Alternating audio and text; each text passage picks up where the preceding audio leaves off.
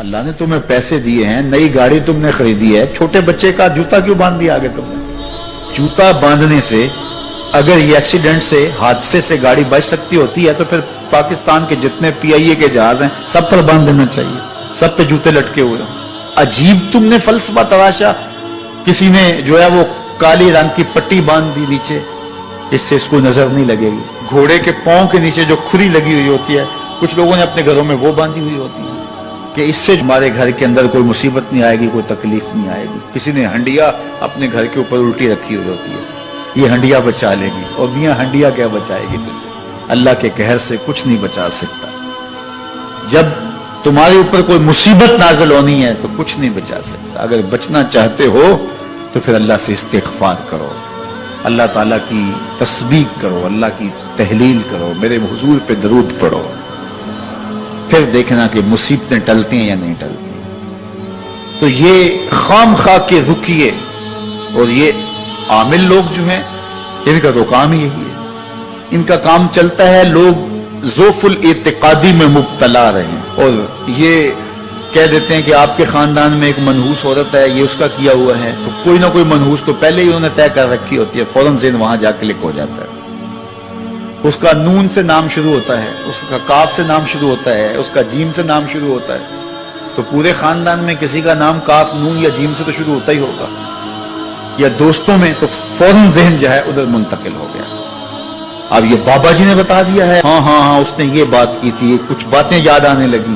اس کاف سے شروع ہونے والے نام کے ساتھ نفرت پیدا ہو گئی. اس بابے نے نفرت کا کاروبار کیا.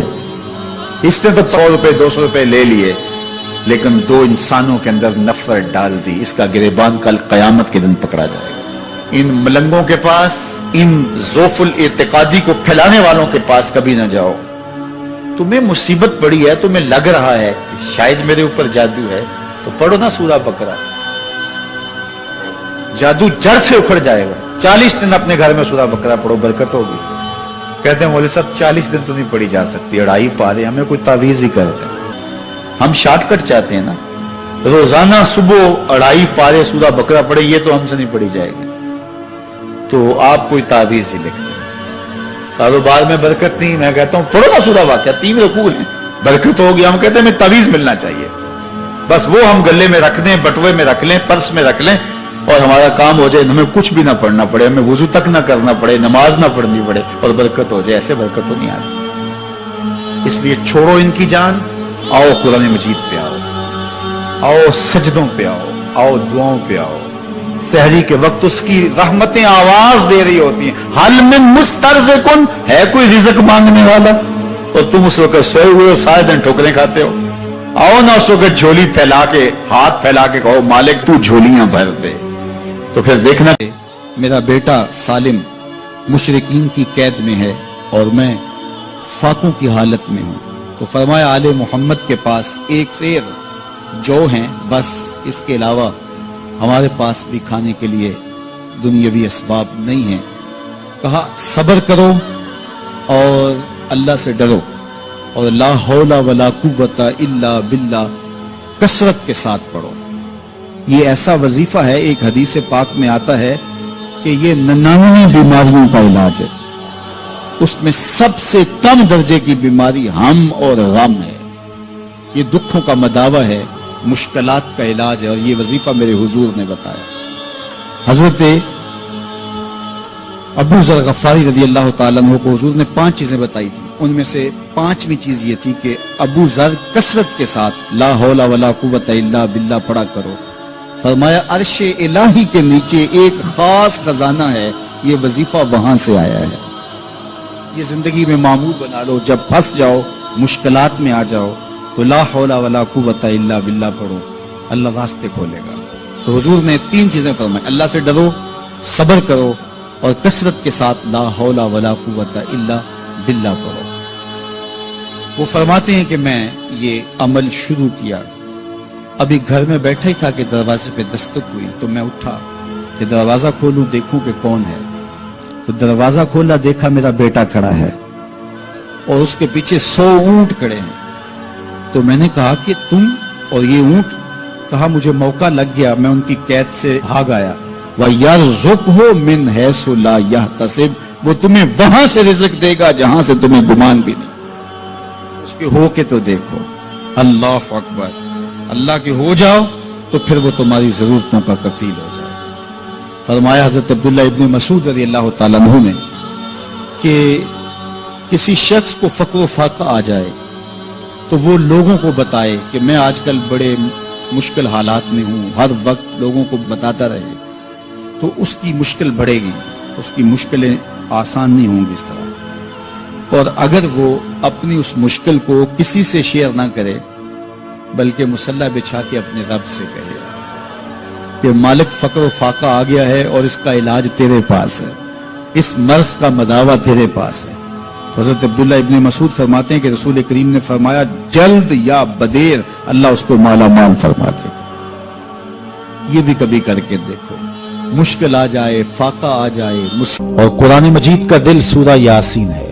جس نے ایک مرتبہ سورہ یاسین کی تلاوت کی اللہ 10 مرتبہ قرآن پڑھنے کا ثواب عطا کرے. اور کتنا بڑا اجر ہے. آپ ایک سال میں بھی شاید 10 قرآن مجید نہ ختم کر سکیں اور سورہ یاسین پڑھیں تو 10 مرتبہ قرآن مجید پڑھنے کا ثواب نصیب ہوگا. تو اپنی صبح کا آغاز سورہ یاسین سے کیا کریں, نماز فجر کے بعد اشراق تک سورہ یاسین پڑھ لیا کریں. سورہ یاسین اگر آپ پڑھ کے اپنے دن کا آغاز کرتے ہیں آپ کا سارا دن خیر سے گزرے گا. اس دن اگر کاروبار کریں گے تو برکت ہوگی, اس دن بہت ساری بیماریوں سے, آفات و بلیات ارضیہ اور سماویہ سے بچے رہیں گے, لوگوں کے شر سے, حادثات سے محفوظ رہیں گے. میرے حضور نے ارشاد فرمایا قرآن مجید میں ایک سورت ہے جس کی 30 آیات ہیں, اگر کوئی شخص اس کی تلاوت کرتا ہے تو وہ سورت پڑھنے والے کی شفاعت کرتی ہے اور اتنی بار شفاعت کرتی ہے کہ اس کو بخشوا کے چھوڑتی ہے. وہ سورت کون سی ہے؟ وَهِيَ تَبَارَكَ الَّذِي بِيَدِهِ الْمُلْكُ. یہ سورۃ الملک ہے, 30 آیتیں ہیں. جو شخص اس کی تلاوت کرے یہ اتنی بار سفارش اللہ کی بارگاہ میں کرتی ہے کہ اپنے پڑھنے والے کو بخشوا کے چھوڑتی ہے. تو اپنے دن کا آغاز سورہ یاسین سے کریں اور اپنی شب کا آغاز سورہ ملک سے کریں. سونے سے پہلے سورہ ملک کی تلاوت ضرور کر لیں, انشاءاللہ اس سے رات برکت سے گزرے گی. جس نے ایک دن میں 100 مرتبہ سبحان اللہ و بحمدہ پڑھا, کتنی مرتبہ؟ 100 مرتبہ. کیا پڑھا؟ سبحان اللہ و بحمدہ. فرمایا کہ اس کے گناہ سمندر کی جھاگ کے برابر بھی ہوں تو اللہ معاف فرما دے گا. تو یہ اپنے وظائف میں شامل کر لیجئے سبحان اللہ و بحمدہ. اور حدیث بخاری ہے کہ 2 کلمے ایسے ہیں جو اللہ کو محبوب ہیں اور زبان پر مشکل نہیں, زبان پر بڑے آسان ہیں, اور جب میزان پہ رکھے جائیں گے تو پلڑے کو جھکا دیں گے, بڑے بھاری ہیں میزان پہ. وہ 2 کلمے یہی ہیں سبحان اللہ و بحمدہ سبحان اللہ العظیم. تو اگر اس کو 100 مرتبہ روزانہ پڑھے تو سمندر کی جھاگ کے برابر بھی گناہ ہو تو اللہ معاف فرما دیتا. اللہ فرماتا ہے ما یفعل اللہ بعذابکم, وہ تمہیں عذاب دے کے کیا کرے گا؟ ذرا لہجہ دیکھیے, ذرا انداز. ما یفعل اللہ بعذابکم, وہ تمہیں عذاب دے کے کیا کرے گا؟ تم اس کی مخلوق ہو, اپنے دستے قدرت سے اس نے تمہیں بنایا ہے, تو وہ تمہیں عذاب دے کے کیا کرے گا؟ اس کی ضرورت نہیں ہے کہ تمہیں عذاب دے, نہ اس کی چاہت ہے کہ تمہیں عذاب دے. کوئی خود چھلانگے لگائے تو اس کی مرضی. فرمایا کہ ما یفعل اللہ بعذابکم, وہ تمہیں عذاب دے کے کیا کرے گا؟ ان شکرتم و آمنتم, اگر تم شکر ادا کرو اور ایمان لاؤ تو وہ تو قدردان ہے جو کوئی اس کا شکر کرتا ہے اور جو اس پر ایمان لاتا ہے. تو اللہ اس کے لیے عذاب نہیں رکھا, اس کے لیے رحمتیں رکھی ہوئی ہیں. تمہیں دستے قدرت سے بنایا ہے اور وہ تمہیں خوش دیکھنا چاہتا ہے, تمہیں خوشحال دیکھنا چاہتا ہے, تمہیں سرشار دیکھنا چاہتا ہے, تمہیں نہال دیکھنا چاہتا ہے, تمہاری زندگی کو خوشگوار دیکھنا چاہتا ہے. تم نے اپنے آپ کو خود اپنے اعمال کی وجہ سے مصیبتوں میں ڈالا ہے, تو کہا شکر کرنے کی عادت ڈال لو, دیکھنا پھر اللہ تعالیٰ جل شانہ کی رحمتیں تمہارے اوپر کس طرح اترتی ہیں, اس کی نوازشیں تمہارے اوپر کیسے برستی ہیں. توکل اگر ہم سیکھ جائیں تو توکل ایک ایسی دولت ہے کہ جو خوشحال زندگی کی ضمانت بنتی. جب ہم اللہ پر توکل نہیں کرتے اور ہم سمجھتے ہیں یہ سب کچھ ہماری محنت کا نتیجہ ہی ہوگا, اور نتیجہ جب نہیں آتا تو پھر ہم بے چین مضطرب ہو جاتے ہیں. اور جب ہم اس پہ توکل کر لیں تو پھر ہمارا صرف اتنا ہی کام ہے کہ میاں ہم یہ کام کر رہے ہیں، بس یہ حکم، ہم بیج بو رہے ہیں، بس یہ حکم ہے اور بو رہے ہیں، باقی اس پہ بھروسہ ہے، یہ کام اس کا ہے کہ اس نے اس کو اگانا ہے، اس کے اوپر پھل لگانے ہیں۔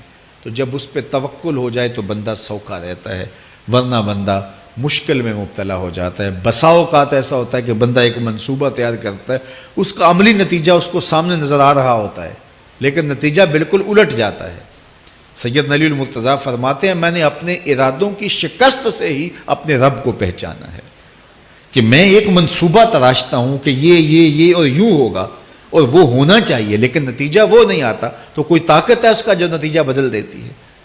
تو بندہ اس طاقت پہ یقین کرتے، اس پہ توکل کر کے جو ہے وہ اس پہ بھروسہ کر لے تو زندگی سوکھی ہو جاتی ہے۔ مغرب میں جو اللہ پر یقین نہیں رکھتے وہ خودکشی کر لیتے ہیں کہ یہ کیوں ہو گیا، ایسا نہیں ہونا چاہیے تھا، لیکن ہم خودکشی اس لیے نہیں کرتے، ہم کہتے ہیں میرا رب جس طرح چاہے اس طرح ہی ہوتا ہے، جو اس نے طے کیا ہوا ہے وہ کر کے رہتا ہے، اس لیے تم اس پہ توکل کر لو اور اس پہ بھروسہ کرو۔ حضور علیہ الصلوۃ والسلام نے فرمایا لو انکم توکلون علی اللہ حق توکلہ، اللہ پر توکل کرنے کا جو حق ہے اگر تم وہ ادا کر دے تو فرمایا اللہ تمہیں ایسے رزق عطا کرے جیسے پرندوں کو عطا کرتا ہے۔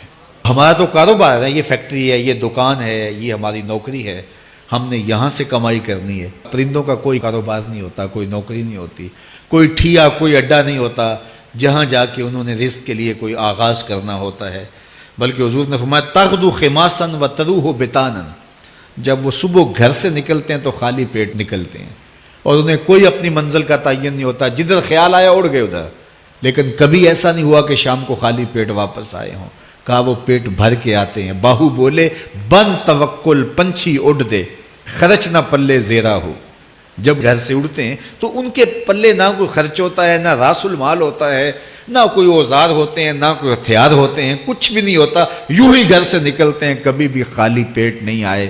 فرمایا اگر اللہ پہ پرندے توکل کر لیں تو اللہ اسے بھی عطا کرتا ہے، تم توکل کرو گے تو تمہیں عطا نہیں کرے گا۔